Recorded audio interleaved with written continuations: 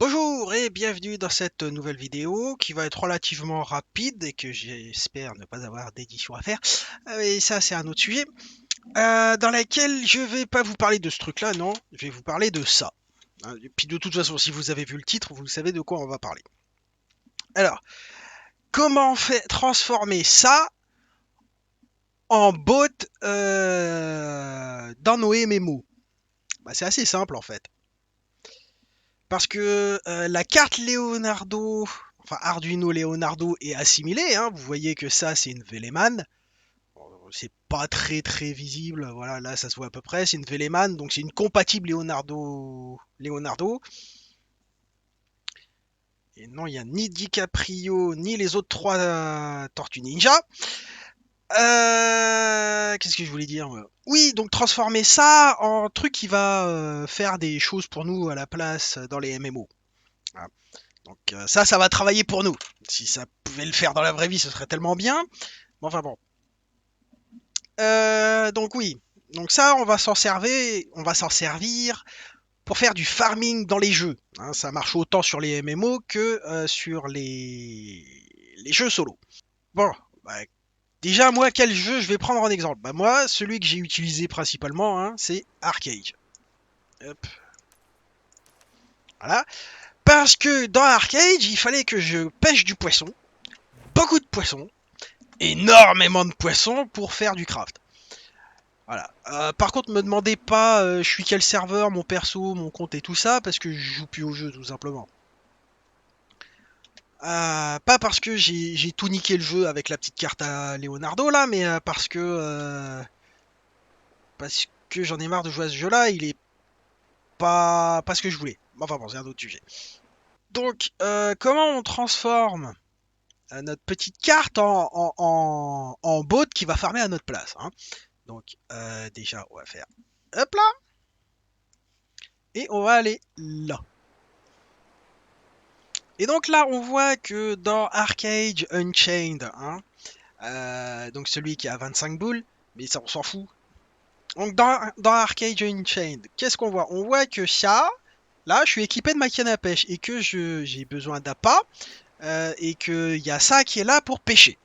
Donc l'interface nous dit on appuie sur R. Quand on appuie sur R, on a une espèce de saloperie rouge quand c'est trop proche et quand c'est à la bonne distance, c'est vert. Donc on appuie avec un clic gauche pour dire pêche à cet endroit. Il pêche et il ramène le poisson tout seul. Il n'y a rien d'autre à faire. Sur la pêche normale, hein, parce qu'il y a un deuxième type de pêche que je peux pas vraiment automatiser, ou en tout cas pas de manière simple. Enfin bon. Euh, Qu'est-ce que je voulais... Oui, donc maintenant qu'on a identifié les actions, on va retourner sur Arduino. Hop là. Donc on va mettre la fenêtre là. Et puis, ben, il faut déjà qu'on permette à la petite carte de se comporter comme un clavier et une souris, parce qu'on a besoin des deux. Donc qu'est-ce qu'on fait? On va dans croquis, inclure une bibliothèque, et c'est laquelle? Donc keyboard pour le clavier et mouche pour la souris. Voilà. Ensuite, la première chose qu'on va faire, c'est initialiser mouche et keyboard. Donc on fait mouche, point begin, double parenthèse, point virgule, keyboard, point begin, plaf. Voilà. Donc ça, je m'enlève. Ouais. Donc une fois qu'on a dit ça, qu'il faut qu'on appuie sur la touche R pour que on puisse déjà lancer l'action que on va pêcher. Hein, donc on appuie sur... Alors c'est keyboard, point presse, parenthèse, point virgule. Et là-dedans, on met entre guillemets simple la touche à laquelle on veut appuyer. Ok, donc là, on voit que c'est la touche R, donc on met R. Voilà. Le truc, c'est que cette fonction-là,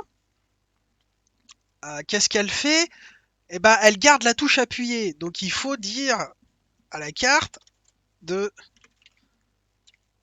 relâcher la touche. Ah tiens, j'ai merdé. Hop. Donc c'est release. Et on lui dit la petite touche qu'il faut release. Hop là. Ensuite, il faut faire un clic de souris. Donc on utilise mouse.click. Et on l'utilise tout bêtement comme ça parce que la valeur de base de clic, c'est de faire un clic gauche si on met rien dans les parenthèses. Donc c'est très bien comme ça. Hop, je retourne sur Arcade pour faire un petit gouigoui pour éviter qu'il me déconnecte, le salaud. Oui. Donc maintenant, là on a notre boucle. Donc si on fait ça, si vous voulez, il va mettre 1 milliseconde entre chaque action, hein, grosso merdo. Du coup, ben, ça va être légèrement détectable. Le jeu il va pas apprécier et puis on va se faire bannir. Donc il faut mettre ben, un petit temps d'attente entre les deux. Donc la manière le plus simple c'est de faire un delay. Hein. À mes souhaits. Merci. C'est gentil. Bah, de rien. Alors, bah, moi, j'aime bien mettre 400 millisecondes. Hein. Donc, on appuie pendant 400 millisecondes et puis on relâche. Et puis, il faut cliquer. Et du coup, il faut un petit temps d'attente. Hein. Donc, on remet un petit delay de... Bah, allez, on va remettre 400 millisecondes. Ok.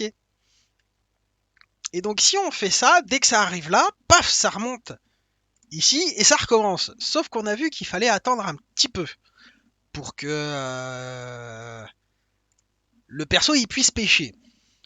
Et ben, dans le pire des cas, il faut laisser 7 secondes. Donc c'est delay 7000 millisecondes. Ok. Sauf qu'on a un nouveau problème là. Pourquoi? Bah là on va avoir une régularité de robots.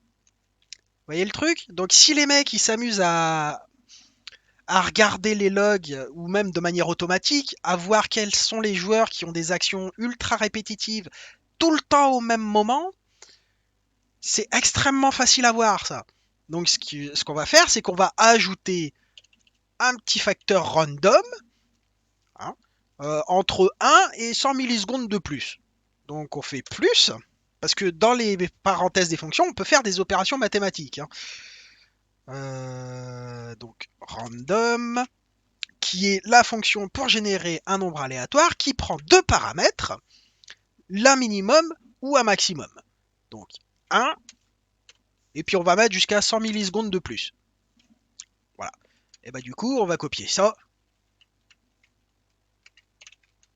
en dessous, hop là, et puis on va mettre ça aussi ici, tiens. Comme ça, voilà, on randomise tout, c'est parfait. Seulement, on a à nouveau un problème.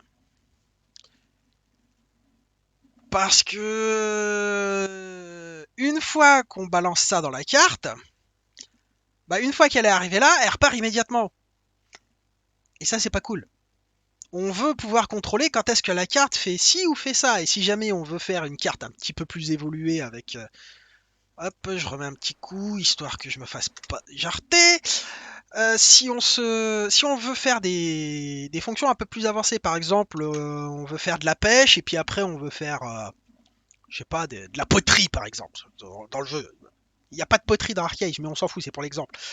Et que c'est une action ultra répétitive et ultra simple à faire, ben on va configurer une autre fonction, et donc il faut qu'on puisse basculer d'une fonction à l'autre.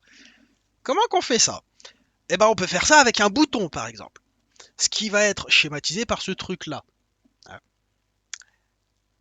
Oui, ça c'est vulgairement c'est un bouton, hein, parce que quand je le mets à la masse ici, hop, et que je le mets sur la broche 8 par exemple, et que je dis que la broche 8 ça va être celle qui va décider si la boucle elle s'effectue ou pas, et ben je viens de tout dire en fait.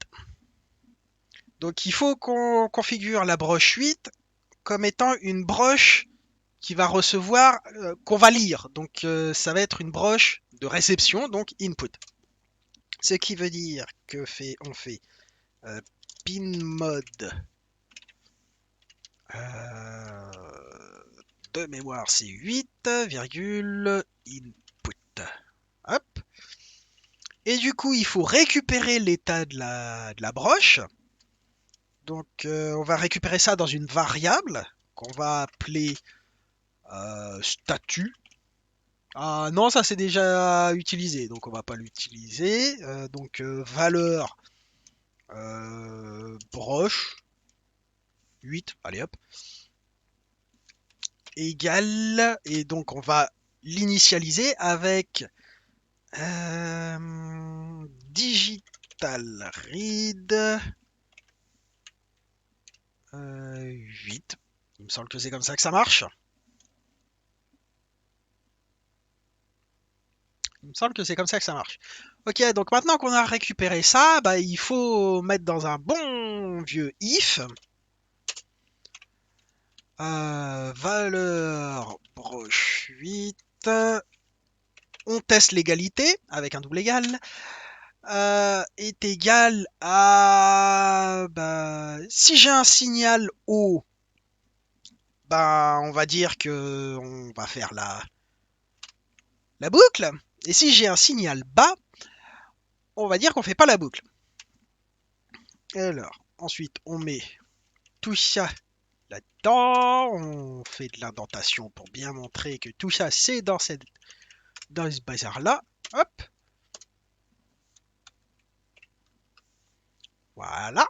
Et donc, bah, si c'est pas la valeur broche qui a en valeur haute, et ben voilà.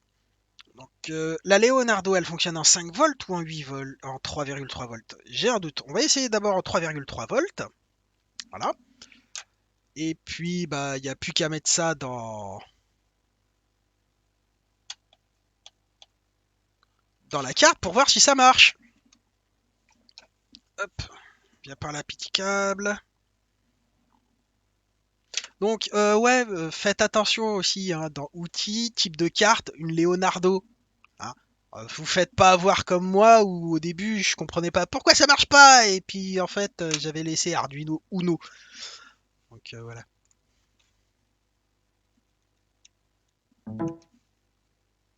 Hop, c'est connecté.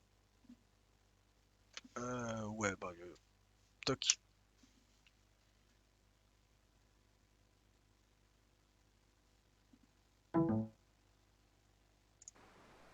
Et donc là, est-ce que ça marche? La cible est trop proche. Ah bah a priori ça marche. Donc hop. Sauf que j'avais mal placé la souris. Hop là.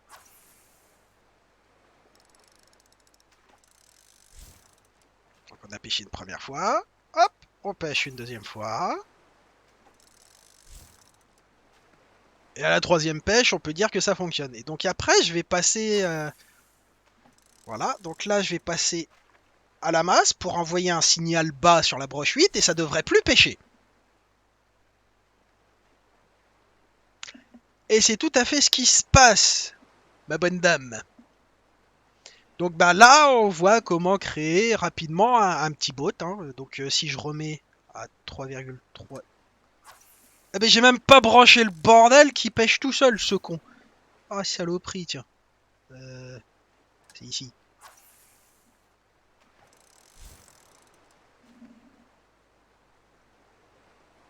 Donc là, c'est un exemple de pourquoi il faut pas laisser les broches flottantes, en fait.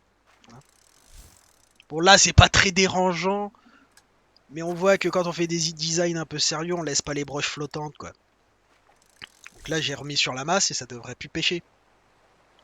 Voilà, voilà, voilà, voilà. Donc, bah voilà, ça marche. Du coup, bah, je vais quand même vous donner le code source. Hein. Y a rien d'extraordinaire, vous avez vu. Hein. Donc, hop, si je le mets comme ça. Ok. Donc, ouais, là, vous avez l'ensemble du code source. Et puis voilà. Donc, bah, moi, je vais vous donner ça. Comme ça, si vous avez la flemme d'écrire, vous reprenez ça, vous modifiez 2-3 trucs pour faire dans vos jeux. Vous farmez comme des bourrins, vous faites du gold et vous vous transformez en gold seller.